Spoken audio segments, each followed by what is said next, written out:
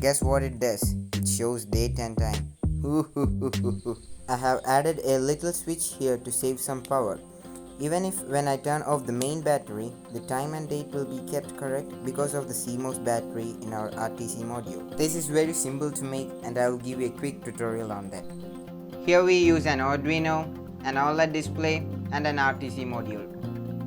The SDA and SCL pins of the OLED is connected to the Arduino's SDA and SCL pins, and the VCC is connected to the 5 volts and the ground is connected to the Arduino's 5 volt.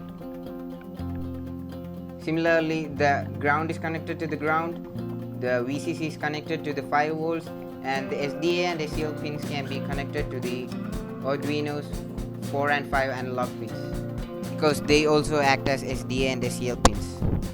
After you have connected everything up, give your power.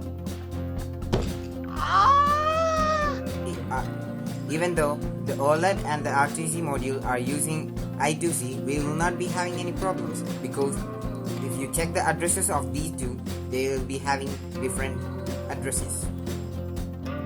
Put all the electronics in a nice case and here you go, you got the nice clock.